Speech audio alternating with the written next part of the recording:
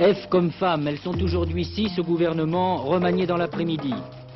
7 millions d'habitants, une économie saine et du pétrole, la Côte d'Ivoire accueille demain Valéry Giscard d'Estaing pour une visite officielle de 5 jours. La succession de fourroux à la tête du 15 de France, le Toulonnais Jérôme Gallion tient la corde.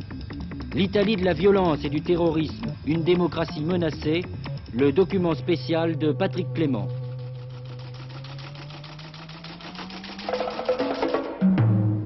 Mesdames, Messieurs, bonsoir. Les femmes à l'honneur. D'élection en élection, leur pourcentage remonte en nombre de candidats. Cette année, ce sont les communistes qui en présentent le plus, mais jusqu'alors, cela s'arrêtait là. Bien souvent, les femmes n'étaient que suppléantes ou candidates dans les circonscriptions difficiles.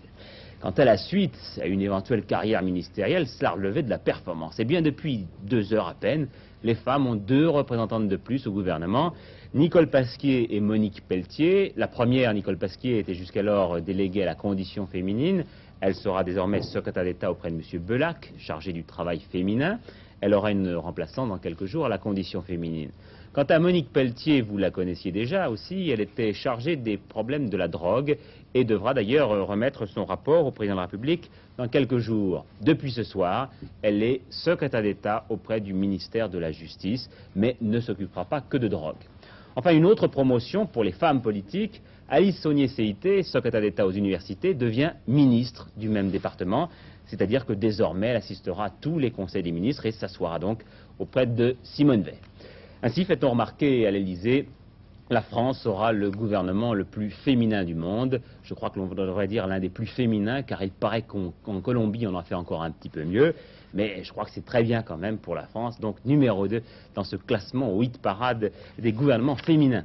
Depuis quelques minutes, Raymond Barre présente ses vœux aux journalistes et je vais tout de suite demander à Danielle Brem, une journaliste au féminin, si le Premier ministre a évoqué ce remaniement technique de son gouvernement. Oui, il en a parlé parce que nous le lui avons demandé et il a dit qu'évidemment le président avait voulu marquer son estime pour le travail fait par ces 3 femmes, mais aussi qu'il avait voulu attirer l'attention à la veille des élections sur le fait que les femmes n'ont pas une place suffisante, notamment sur les listes électorales. Et est-ce que le Premier ministre a parlé aussi des élections, j'imagine? Oui, parce que nous lui avons encore une fois demandé. Alors à propos des investitures, il a dit qu'il ne voulait absolument pas s'en mêler, qu'on lui avait demandé des conseils pour une vingtaine de cas, qu'il l'avait fait, mais qu'il n'était absolument pas question qu'il s'occupe de ce genre de problème.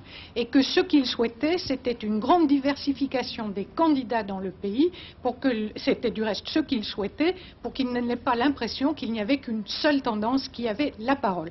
Enfin, il a insisté sur le fait qu'il s'exprimait comme Premier ministre et non pas comme homme de parti, et que toutes les lettres qu'il recevait allaient dans ce sens, et que même certaines avaient en quelque sorte regretté qu'il soit candidat à Lyon et qu'il rentre dans la mêlée. Raymond Barre qui donc surveillera d'un œil les résultats de la réunion du comité de liaison de la majorité après-demain au siège du RPR, demain au siège du RPR.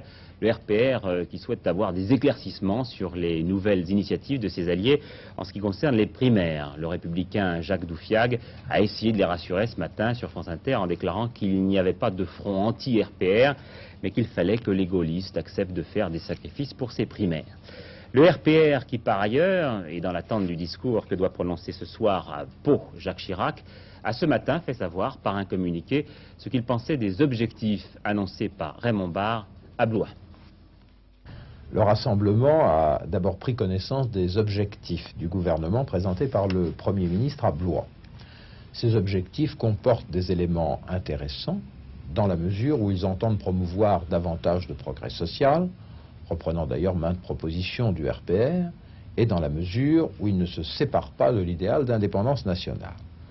Toutefois, au-delà des intentions ainsi exprimées par le gouvernement, le RPR réaffirme que pour sortir la France de la crise, il est nécessaire que la nouvelle volonté nationale qui s'exprimera à l'occasion des élections de mars permette de conduire une nouvelle politique de l'économie visant à assurer en priorité la reprise de la croissance, l'adaptation des structures et le plein emploi.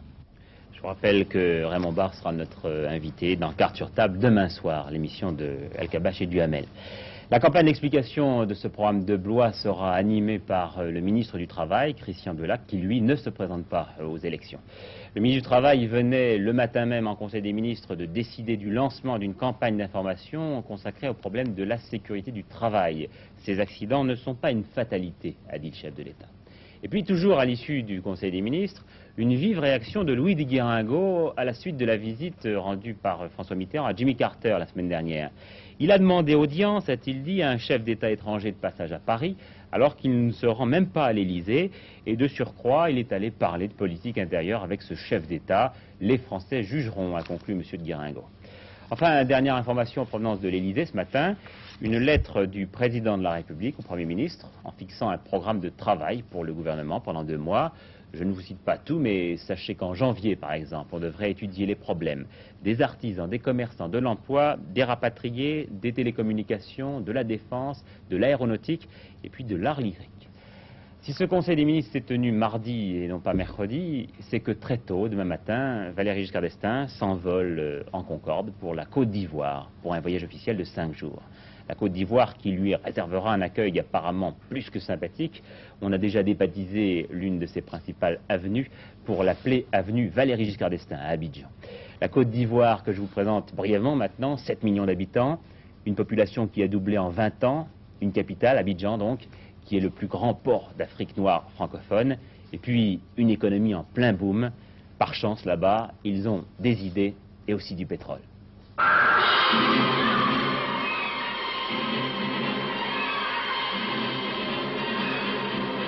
Posséder l'unique patinoire de tout le continent africain, c'est sans doute le moyen le plus snob d'afficher que l'on est une nation prospère. On peut même dire désormais un pays riche, puisque la Côte d'Ivoire vient de découvrir ce qui lui manquait encore, le pétrole. C'est à une trentaine de kilomètres de la côte que le premier gisement a été découvert. Et depuis, les recherches continuent. Comme toujours en pareil cas, les chiffres les plus extraordinaires circulent. Certains parlent d'un potentiel de production de 100 millions de tonnes, autant que le Nigeria, premier producteur africain. Officiellement, on est plus réservé. On assure une production de 400 000 tonnes par an dès 1980 et peut-être 5 à 10 millions en 1990. C'est au moment où personne n'osait plus y croire vraiment que le pétrole a jailli. Les recherches s'éternisaient depuis plus de 30 ans, à tel point qu'en 1973, la société française Elf s'était retirée, cédant sa place à la Compagnie nationale ivoirienne, aux côtés de Esso et Shell. Mais aujourd'hui, le mauvais sort conjuré provoque une véritable frénésie de prospection, tous azimuts. Je dois vous dire que les responsables ivoiriens, à commencer par le premier responsable, c'est-à-dire le président de la République, ont toujours été frustrés en attendant que la Côte d'Ivoire était un pays des plus maudits et qui ne peut compter que sur les ressources agricoles et que le bon Dieu n'a pas voulu nous donner notre part de ressources minières. Nous avons eu donc à mener une campagne de géophysique aéroportée pour la couverture de 90% du territoire ivoirien, campagne qui nous a permis aujourd'hui de mettre en évidence des réactions radioactives et qui nous permettra bientôt de déterminer dans telle ou telle zone ce que nous avons comme potentialité en uranium. Oui, décidément, les dieux semblent désormais résolument rangés du côté ivoirien. Et ces découvertes de matières premières vont encore redonner un second souffle à une économie qui, il faut toutefois le signaler, n'avait pas connu de ralentissement ces dernières années, et cela malgré la crise internationale. Alors, la bonne santé de l'économie ivoirienne, à quoi doit-on l'attribuer? D'abord, à la confiance des investisseurs étrangers dans ce régime stable et modéré, conduit depuis près de 20 ans par le président Houphouët-Boigny, qui s'est résolument rangé dans le clan occidental. Des preuves de cette bonne santé, Abidjan, la capitale, une ville désormais construite à l'américaine avec des buildings qui s'alignent les uns à côté des autres. Alors bien sûr, il y a des points d'ombre à ce tableau idyllique. D'abord, une répartition des revenus qui est loin d'être équitable et une corruption qui ne dit pas son nom mais qui a tout de même valu l'été dernier un remaniement ministériel spectaculaire. 9 ministres ont été remerciés d'un seul coup. L'autre pilier de cette économie ivoirienne, ça reste toujours jusqu'à aujourd'hui son agriculture. La palmeraie d'Eania, 15 000 hectares au sud d'Abidjan. Le café, le cacao, le bois et l'huile de palme sont les piliers de l'agriculture ivoirienne qui occupent 80% de la population et assurent le quart du revenu national. Et l'on est tenté de dire que tout cela a été rendu possible parce qu'il n'y avait pas d'autre solution. C'est presque une chance pour la Côte d'Ivoire que le pétrole n'y ait pas été découvert plus tôt. Car alors, personne ne peut affirmer que les options économiques et politiques n'auraient pas été différentes. Les Oscars 77 de l'exportation, une médaille d'or aux pompes Guinard, spécialisées dans l'irrigation, le nucléaire et la marine. En 5 ans, leurs exportations ont augmenté de 250%. Et puis une médaille d'argent pour une plus petite entreprise, les établissements Jean Moreau à Noyelles-sur-Escaut. Les obsèques de M. André-François Poncet, décédé dimanche, ont été célébrées ce matin en l'église Saint-Louis des Invalides à Paris. Le président de la République assistait à la cérémonie. L'académicien, je vous le rappelle, était le père de Jean-François Poncet, actuel secrétaire général de l'Élysée. Les affaires de justice maintenant. Anne Gaillard et Jean Edernalier condamnés pour diffamation. C'est Simone Signoret qui leur avait intenté un procès. Anne Gaillard et Jean Edernalier avaient laissé entendre que son livre n'avait pas été entièrement rédigé par elle. Toujours dans cette rubrique célébrité, le rugbyman Michel Palmier, l'international qui joue à Béziers, a été condamné à 15 000 francs d'amende pour brutalité il y a 2 ans et demi contre le racingman Armand Clerc. Palmier devra par ailleurs verser 64 000 francs à sa victime, gravement blessée à l'œil. Alors Roger Coudert, est-ce que ça va d'abord empêcher Palmier de jouer au parc contre l'Angleterre le 21 ? Écoutez, la peine d'un mois de prison avec sursis réclamée par le procureur n'a pas été retenue, ça c'est très important. D'autre part, Michel Palmier a 10 jours pour interjeter appel.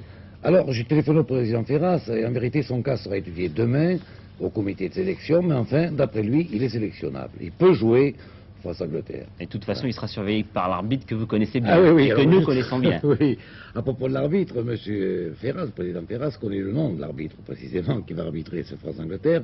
Il nous revient comme un boomerang envoyé par l'International Board, puisqu'il s'agit de M. Norman Sanson, le fameux Écossais qui avait été récusé par la France l'an passé pour Angleterre-France à Twickenham.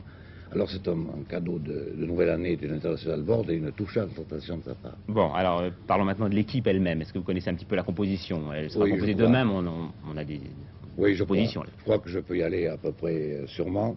Il y aura évidemment, je crois, 3 changements par rapport à l'équipe du Grand Chelem de l'an passé.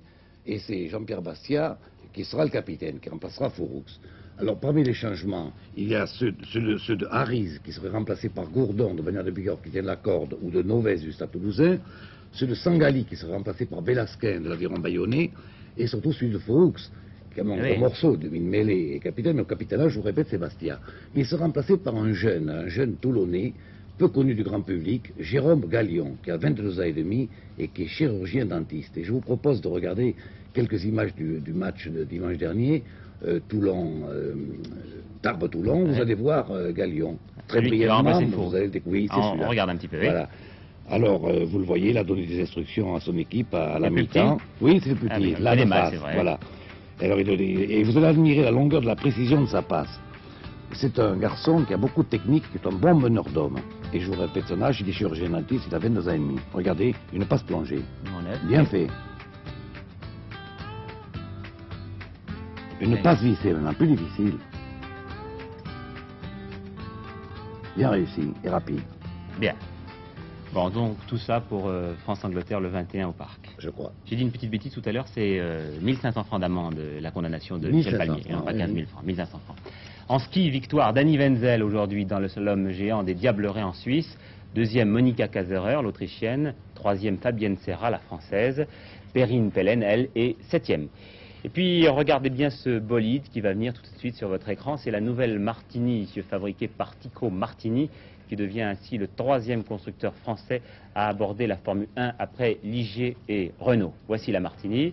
Cette Martini va commencer à courir en mars à l'occasion du Grand Prix d'Afrique du Sud. François Janin vous en parlera davantage dans notre dernier journal. À l'étranger maintenant, lancement d'un nouveau vaisseau spatial en Union soviétique, Soyouz 27, avec à son bord 2 cosmonautes. Le vaisseau doit s'arrimer à Salyut 6. Fin de la visite du Shah d'Iran en Égypte, le Shah qui a quitté Téhéran pour Riyad après ses entretiens avec Anwar el-Sadat. L'empereur a déclaré que la balle se trouvait maintenant dans l'autre camp, sous-entendu le camp israélien. Et puis l'Italie. Nous avons dit hier soir que la situation politique s'y dégradait rapidement. Les explosions de violence se multiplient. Tout le monde attend maintenant la chute du gouvernement Andreotti, incapable d'endiguer la masse des problèmes qui se posent à l'Italie. Washington a rappelé son ambassadeur pour consultation. C'est un avertissement non déguisé à l'adresse de M. Andreotti pour qu'il ne succombe pas aux pressions du PC qui veut maintenant être directement associé aux affaires de l'État. Et pendant ce temps, des incidents ont éclaté il y a quelques minutes à Rome, une nouvelle fois entre extrémistes de droite, extrémistes de gauche et forces de police. C'est vous dire l'état de pourrissement de la situation. C'est la raison pour laquelle deux de nos grands reporters, Patrick Clément et Yves Bonsergent, essaient ce soir, dans ce document spécial, de vous faire vivre la tragique réalité italienne de ce début 78.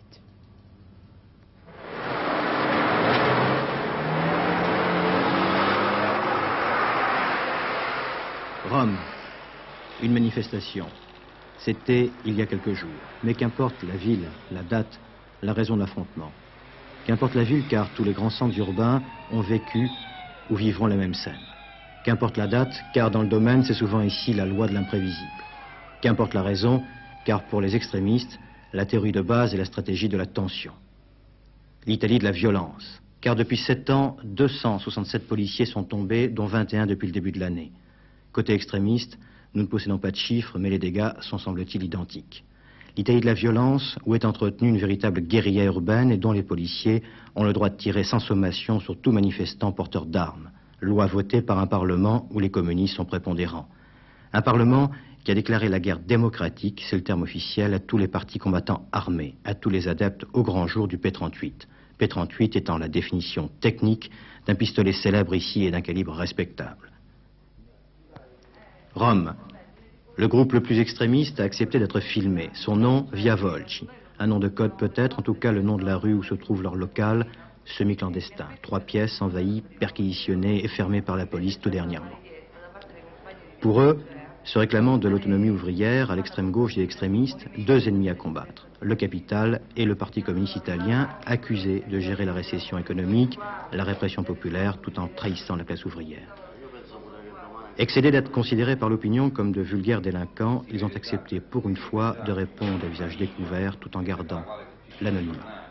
Vous ici, qu'est-ce que vous proposez exactement? Est-ce que vous proposez un changement radical de société ou plus simplement une société différente?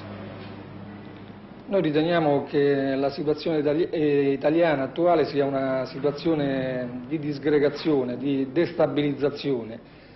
All'interno di questa destabilizzazione, di questa disgregazione vogliamo far crescere un'alternativa, vogliamo far crescere un contropotere, delle organizzazioni di massa che lottano sui loro bisogni, non solo sui bisogni materiali ma sui nuovi bisogni sociali che sono emersi dalla società italiana. E questa lotta, questa organizzazione di massa deve già prefigurare l'organizzazione sociale che vogliamo réaliser in futuro. La démonstration de ce pouvoir ouvrier. Cette jeune femme en rouge, à gauche, devant les grilles de l'hôpital, qui distribue des tracts, est l'une des 200 infirmières de l'établissement. En réalité, son rôle est beaucoup plus important. Avec 5 de ses camarades délégués par la Via Volci, elle contrôle complètement le fonctionnement de l'hôpital.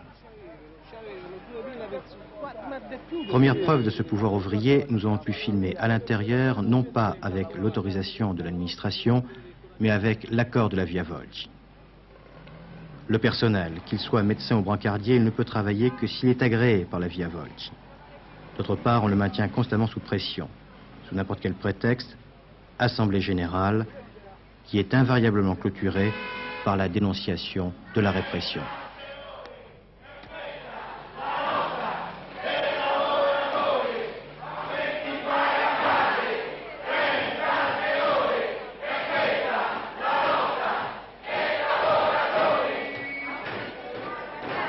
Du côté des malades, l'administration laisse cet établissement à l'abandon. Via Volci en profite. Quand les malades viennent récupérer, oui. On fait entrer, comment on dit. Alors, toutes les choses qui sont nécessaires, comme les radiographies, l'examen du sang, etc., les personnes dans l'hôpital, on le fait après 2 semaines. Une fois qu'ils sont rentrés, on attend 2 ou 3 semaines pour faire les examens, etc. Oui, le malade, il est abandonné sur le lit. Alors, les lits, ils sont tout pleins. Ce n'est pas un hôpital, c'est un hôtel. Mais pour être bien soigné, l'hospitalisé doit se montrer attentif aux thèses proposées par Via Volci. Autre façon d'opérer, les radios pirates. Très utilisées pendant les manifestations. Grâce à elles, le militant à l'écoute peut être informé avec précision des mouvements de police ou de la présence de militants armés d'extrême droite.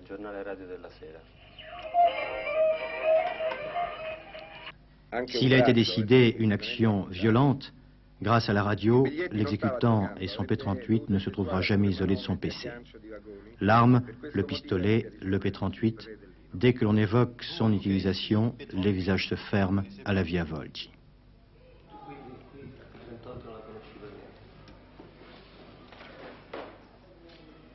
Ma riteniamo che questo tipo di domande che voi ci fate corrispondano a un cliché abbastanza logoro che tutta la stampa italiana ha cercato di applicarci addosso, ma la realtà che noi rappresentiamo è una realtà di massa, una realtà di lotte di massa, di lotte alla luce del sole.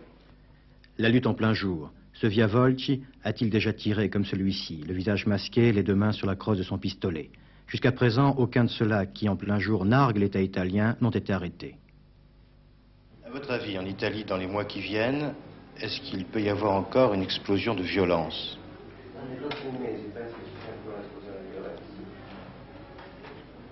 Vediamo che le forze governative, i partiti dell'arco costituzionale non stanno facendo assolutamente niente per risolvere i problemi delle masse giovanili e più in generale i problemi delle masse proletarie.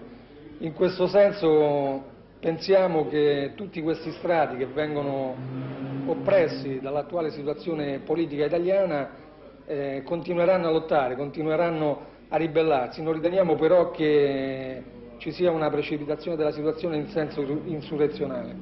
Situation insurrectionnelle. Via Volci représente cette partie de la classe ouvrière qui ne reconnaît que la violence pour qu'éclate la division de l'Italie en 2. Du côté de la violence de l'État, les policiers italiens se considèrent en guerre contre les terroristes. Aujourd'hui, la police est décidée à rendre coup pour coup, mort pour mort.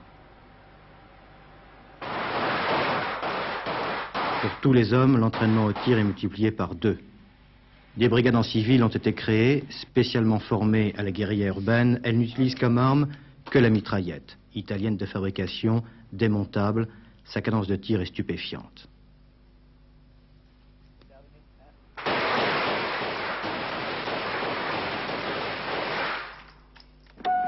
Désemparés il y a quelques années par la guérilla urbaine, les services de police ont été complètement réorganisés. Comme ici à Rome, des PC antiterroristes ont été établis dans tous les grands centres urbains. Pas d'uniforme, des blouses blanches, des hommes rompus aux techniques électroniques les plus sophistiquées. Rome est quadrillée de caméras TV. De jour comme de nuit, grâce à leur zoom, on peut identifier, sans qu'ils s'en aperçoivent, n'importe quel amateur de cappuccino attablé à une terrasse de café, qu'il soit terroriste ou pas. Nous pouvons contrôler les places les plus importantes de Rome pour l'ordre public, pour contrôler les mouvements des gens, les sit-in, les manifestations, les marches, tout ça qui passe.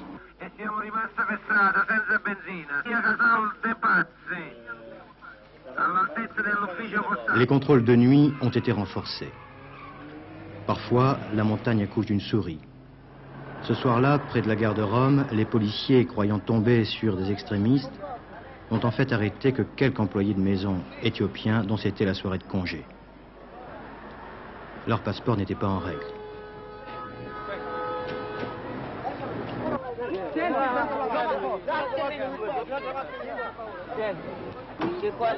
Éthiopiens ou extrémistes, la violence de l'arrestation est la même. La peur peut-être. Ils se sont tous installés dans la peur. Pour mieux surveiller les extrémistes, afin qu'ils ne puissent s'échapper ou qu'ils ne contaminent d'autres détenus, il a été décidé en juillet de les regrouper dans 7 prisons de sécurité politique.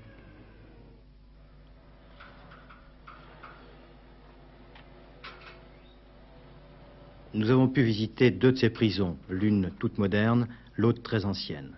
Voilà la moderne. Trani, près de Bari dans le sud. Tout ici fonctionne électroniquement.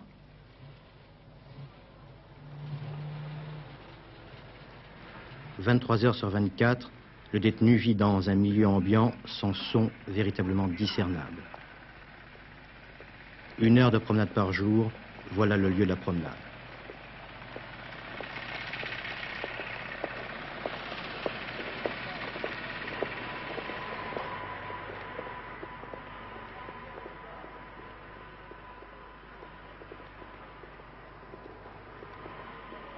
Est-ce que c'est vous qui faites la distinction politique?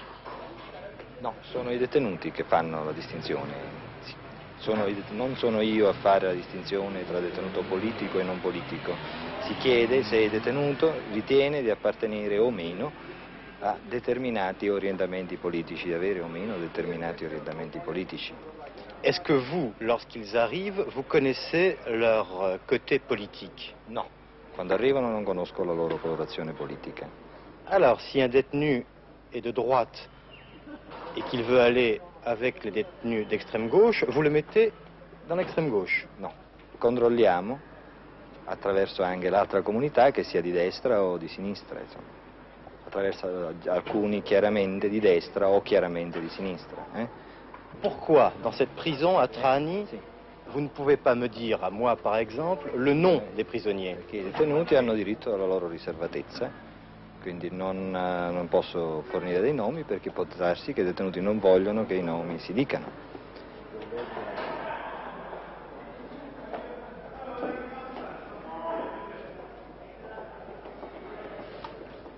Après Trani, nous avons visité la plus dure d'entre toutes les prisons italiennes. Elle se trouve sur une île à 1 heure de bateau au nord de la Sardaigne. Son nom, l'Asinara, 30 km de long. Une île-prison où sont regroupés les extrémistes terroristes les plus dangereux. Tous ceux qui vivent ici ne sont pas comme les autres. Tous ceux qui vivent sur l'île sont victimes de son ambiance. En commençant par la femme du directeur, qui par mesure de sécurité ne le quitte jamais.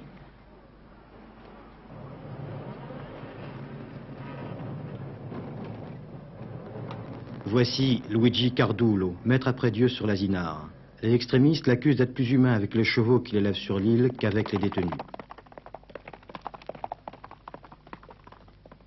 Voilà la fameuse forteresse. Regardez bien. Mis à part les gardiens, les détenus, rares sont ceux qui peuvent y pénétrer. Pour augmenter la sécurité, à l'intérieur même de la prison, un mur de 7 mètres est construit, juste devant les fenêtres des détenus. De l'intérieur de la cellule, on comprend mieux la construction de ce mur. C'est plus l'isolement psychologique qui est recherché que l'isolement tout court. Un mur gris, un bout de ciel bleu. 1 heure de promenade par jour, le détenu ne peut voir qu'un bout de colline. Un luxe de précaution extraordinaire pour mieux garder les leaders de ce fameux terrorisme dont le plus célèbre élément est Renato Curcio, 36 ans. On lui reproche 7 assassinats, une centaine d'attentats, plus une douzaine d'enlèvements. D'ici, il n'a aucune chance de s'échapper. Malgré le directeur, juste avant de quitter la forteresse, Yves Bonsergent réussit à voler quelques images de prisonniers. Sì, sono la televisione francese, che cosa fai qui? Io sono libero, mi hanno scarcerato venerdì scorso, però sono ancora in galera. Scusi, ma non è possibile per me. No, se vuole sapere cosa faccio io sono detenuto illegalmente qua. Sono stato scarcerato venerdì 21. Mi tengono in galera sempre che sono... No, guardi. No, io non sono Brigate Rosse. Io sono estradato dalla Svizzera. Morlacchi il mio nome. Morlatti. Alors qu'il devait être libre, Morlatti est toujours en prison. Pourquoi personne ne veut nous répondre? C'est un des mystères de l'Asinara. Per i detenuti è possibile di abbiamo una pistoletta, una qualche cosa? Non è possibile perché le perquisizioni sono molto accurate, i controlli sono accurati e di conseguenza è praticamente impossibile che possano entrare delle armi. L'isolamento, no? Sì, e poi la sorveglianza, insomma c'è una sorveglianza costante, un controllo costante, perciò situazioni analoghe sono poco probabili o addirittura impossibili. Docteur, Luigi Cardulo est un directeur plein d'imprévus. Il dirige sa prison de main de maître, mais dans ses moments de loisir, il s'intéresse à la poésie, plus particulièrement à Éluard, dont il nous récite sans vraiment se faire prier 3 vers en français.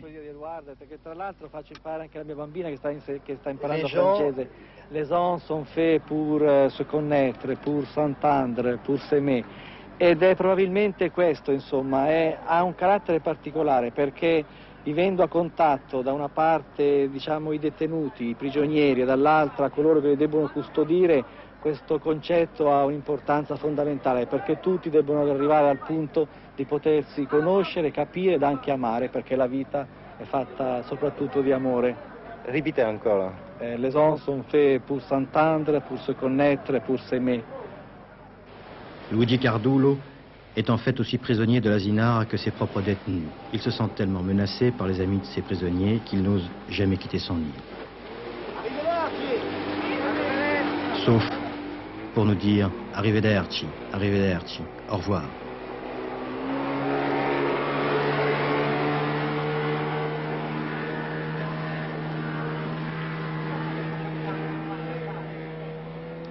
Je crois que c'est le genre de reportage qui parle par lui-même et qui nous fait mieux comprendre l'état de dégradation des institutions italiennes.